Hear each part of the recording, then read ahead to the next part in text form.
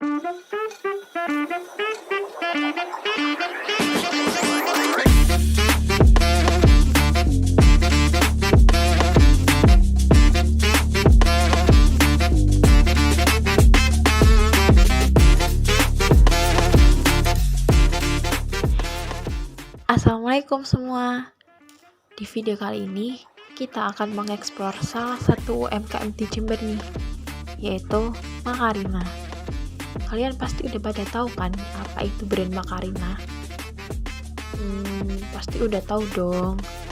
Nah, buat kalian nih yang belum tahu, Makarina ini merupakan sebuah usaha mikro menengah yang bergerak di bidang makanan ringan yang berbahan dasar makaroni.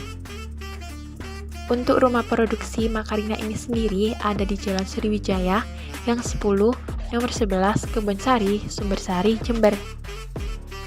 Makarina ini berdiri pada tanggal 20 April 2017 dan didirikan oleh Bapak Helmi Zamrudiansyah yang telah mencoba mendirikan berbagai usaha sebelum akhirnya mendirikan Makarina ini. Nah, latar belakang berdirinya Makarina ini sendiri yaitu terinspirasi dari makaroni ngehe yang populer dan memiliki pelanggan yang sangat banyak. Sejak saat itu, pemilik Makarina ini mempelajari dari bahan dan cara pembuatan makaroni hingga melakukan inovasi dan kreativitas untuk mencoba mendirikan usaha makaroni ini. Hingga pada akhirnya berdirilah usaha makanan ringan yang bernama Makarina. Nah, nama Makarina ini sendiri diambil dari bahan dasar makanan ini, yaitu makaroni, dan juga dari nama istrinya yang bernama Fauziah Inayani. Maka jadilah nama Makarina. Buat kalian yang penasaran dengan produk-produk Makarina, kalian bisa langsung datang ke cabang outlet yang tersebar di seluruh Jember dan sekitarnya. Di sana, kalian juga bisa memilih berbagai variasi menu dan rasa, seperti original, keju, barbecue, balado, jamu manis, dan lain-lain. Untuk harganya pun bervariasi, mulai dari 8.000 hingga 22.000 saja tergantung ukuran kemasan yang akan dibeli. Nah, untuk ukuran kemasan ini ada kemasan eco pack, kemasan reguler, kemasan pouch, kemasan ekstra, dan kemasan box. Selain itu, produk ini telah berlabel halal dari MUI dan label dari BPOM RI yang dijamin aman dan sangat terpercaya.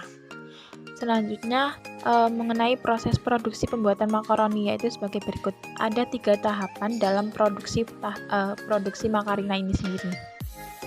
Yang pertama, produksi tahap 1, yaitu yang pertama tahap persiapan, kemudian yang kedua tahap pencucian, yang ketiga tahap pengeringan, keempat tahap penggorengan, yang kelima tahap spinner, yang terakhir tahap penyimpanan. Kemudian yang selanjutnya ada produksi tahap 2, yaitu yang pertama mempersiapkan makaroni matang dan bumbu perasa, kemudian mempersiapkan alat mixer dan proses mixing. Yang ketiga, mempersiapkan sortasi dan penimbangan makaroni berbumbu. Kemudian yang keempat, persiapan packing, dan yang terakhir, penyimpanan makaroni. Kemudian untuk produksi tahap terakhir yaitu tahap 3, yaitu yang pertama, mempersiapkan makaroni berbumbu dan bumbu tambahan. Kemudian yang kedua, pengemasan sesuai jenis dan penimbangan. Kemudian yang ketiga, sealer kemasan dan penyimpanan, dan yang terakhir pengiriman ke outlet ataupun ke reseller yang ada.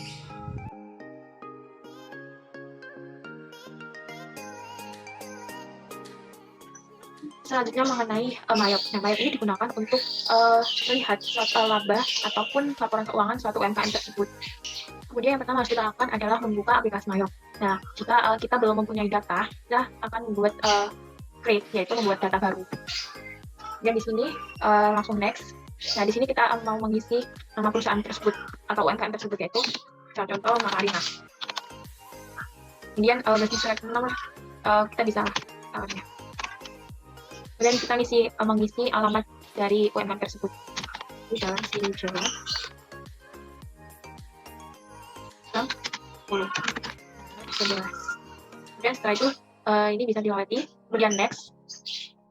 Nah, di sini kita harus mengisi atau memilih awal bulan untuk penggunaan laporan keuangan ini. Kita pilih bulan April. Next. Nah, di sini muncul seperti ini, kemudian langsung di next. Nah, ini kita harus kita pilih opsi nomor 1, start with one list. Kemudian di sini kita harus memilih masuk manakah UMKM tersebut, masuk jenis apa. Kita pilih kanal all, kita pilih. Next. Nah, ini kemudian kita kalau semisal kita mau memindah atau memindahkan data ini, kita mau taruh mana data ini, kita pilih change. Kalau tidak ya di next, kita next saja.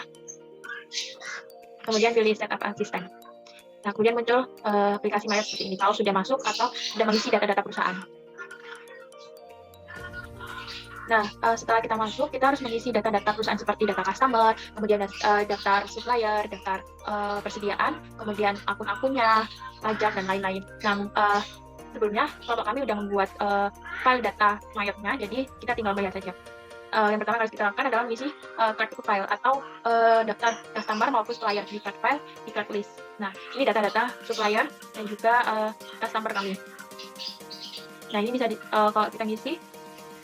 Nah, kita mengisi nama, contoh nama, kemudian card ID-nya, kemudian alamatnya, kota, provinsi, dan juga negaranya. Nah, kemudian selesai. Seperti itu, langkah-langkah untuk mengisi daftar customer maupun supplier-nya. Kemudian untuk mengisi akunnya. Nah, untuk mengisi akun di akun list. Nah, ini daftar-daftar akun yang ada di UMKM kami. Seperti ini. Jadi kita tinggal mengisi ini saja. Contoh ini kalau mau diganti, ini tinggal klik, terus ganti akun. Kalian kalau ganti akun ini, kemudian nama akunnya. Nah, seperti itu. Seperti yang lain juga, untuk akun-akun yang lain juga seperti itu. Kemudian untuk inventory. Nah, inventory ini, kemudian kita mengisi inventory, yaitu mengisi daftar persediaan. Nah, ini daftar persediaan. Contoh ini, Makalina yang box. Nah, kita mengisi ini, item number, kemudian nama, kemudian ini harus dibintang ya, I buy this item, I sell this item, dan kemudian I inventory. Dan untuk kemudian selanjutnya untuk buying details. Nah, kita harus mengisi standard cost, harga belinya, harga beli produknya. Kemudian kita juga mengisi selling detailnya, harga jual yang kita tetapkan. Nah, jangan lupa untuk mengisi teks kodenya, yaitu pajak. Nah, kita pilih ini. Kalau semisal kita pilih PPN, jika PPN ini tidak ada, kita harus membuat baru, yaitu new. Nah, yang persediaan barang-barang juga seperti itu yang lainnya. Yes. Nah, jangan lupa untuk balance, untuk nih saldo awal satu akun. Jika di transaksi itu bulan sebelumnya ada saldo awal, kita harus mengisinya. Jadi ini kita tinggal menulis saja. Contoh 3.250. Nah, tinggal mengisi. Kemudian kita harus menolkan ini amount left to be allowed. Nah, ini pokoknya kita harus jadi 0 biar balance. Nah, di sini ada file dari akun transaction. Nah, kita udah membuatkan sebelumnya. Jadi ini transaksi pada bulan Mei. Nah, untuk bulan ini pada tanggal 5, pada tanggal 2 bulan Mei ada transaksi pengeluaran kas, yaitu untuk membayar iklan. Kemudian pada tanggal selanjutnya pengeluaran kembali untuk pembelian bahan persediaan untuk beli bahan baku, makaroni, dan juga bumbunya pada tanggal yang berbeda. Jika pengeluaran ada di kredit dan jika pemasukan ada di debit. Dan seperti contoh kalau di debit ini pada tanggal 5 terjadi penjualan secara tunai sebesar 2.700.000 dari outlet 1. Kemudian sama seperti ini yang untuk tanggal 6 ini sama, yaitu penjualan. Nah, untuk yang ini terjadi payment dari Banawa Toko. Ini terjadi karena kita menerima piutang dari Banawa Toko. Sama seperti yang selanjutnya itu sama, tinggal penjualan masuk ke debit dan penerimaan masuk ke debit, pengeluaran masuk ke kredit. Seperti itu. Nah, untuk transaksi tadi untuk penjualan itu masuk ke sales. Jadi kalau untuk menginput penjualan kita masuk ke sales, kemudian enter sales, kemudian kita pilih customer. Customer contoh Banawa Toko. Nah, kita bisa lihat di sini. Nah, seperti ini. Jadi kita harus memilih customer, kemudian akan muncul sendiri. Kita harus memilih customer, kemudian menentukan tanggal transaksi. Kemudian kita ini untuk transaksi return. Nah, retur ini ketika melakukan retur kita harus memberikan tanda min di depan untuk mengurangi persediaan ataupun.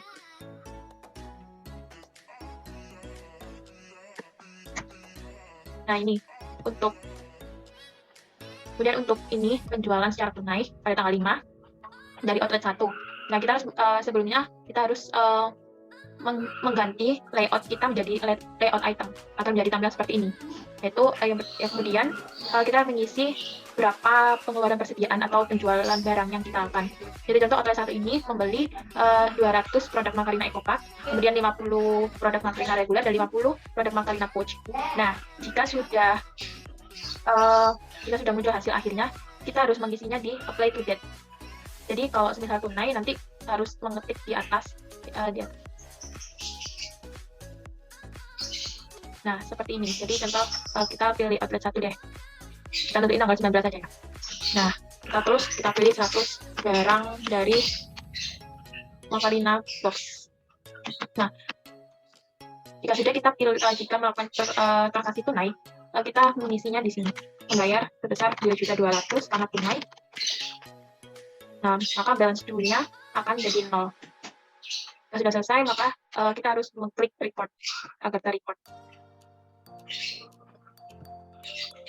Nah, kemudian untuk pembelian barang dagang atau pulaan istilahnya ya, kita di purchase, terus enter purchase.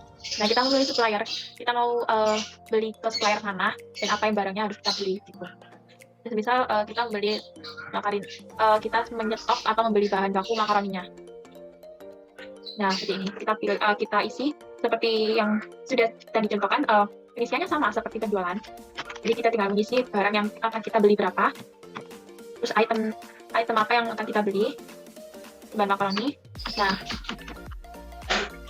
jika pembelian ini dilakukan secara tunai, maka seperti yang penjualan tadi, yaitu mengisi pay today. Nah, jadi balance due-nya jadi 0. Tapi jika pembelian ini maupun penjualan itu tadi dilakukan secara kredit, maka pay today-nya nggak pakai diisi.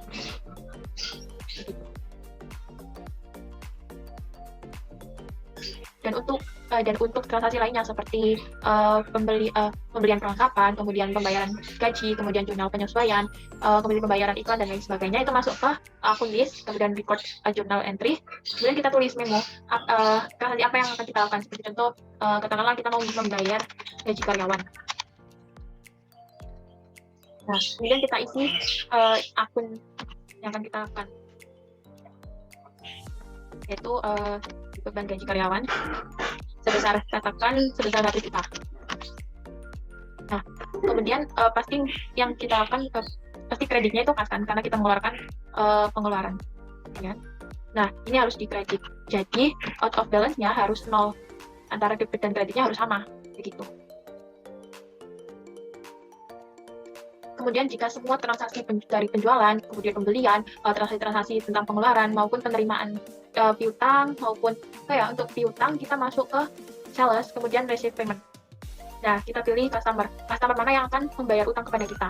Katakan Banawa Toko. Nah, kita harus milih date atau tanggal di mana Banawa Toko melakukan pelunasan kepada kita. Nah, kemudian pasti ketika toko tersebut customer kita mempunyai piutang kepada kita, ketika kita udah memilih customer ini di sini tuh pasti muncul total piutang mereka. Nah, kemudian kita harus mengisi di amount apply untuk pembayarannya. Kemudian ketika sudah muncul, kita harus klik amount receive agar out of balance-nya jadi 0 juga. Begitu. Sama juga untuk pembayaran utang. Bayar utang ada di purchase, kemudian pay bills. Nah, kita harus pilih supplier. Seperti contoh kita mau melakukan pelunasan pada contohkan kemasan Eco Pack. Nah, kita juga harus memilih tanggal pelunasan kita kepada mereka. Kemudian pilih amount apply, berapa yang akan kita bayarkan, katakan sebesar 1 juta. Nah, kita harus klik amount agar out of balance-nya jadi 0 juga. Begitu. Jika semua transaksi sudah selesai, maka kita harus ke reconcile akun. Nah, di sini yang harus pilih kas bank yang harus kita reconcile. Nah, out of balance-nya ini juga harus jadi 0. Jika sudah, kita ke report atau report kemudian index to report untuk mendownload PDF dari akun transaksinya, kemudian laporan keuangannya, kemudian buku besarnya, begitu.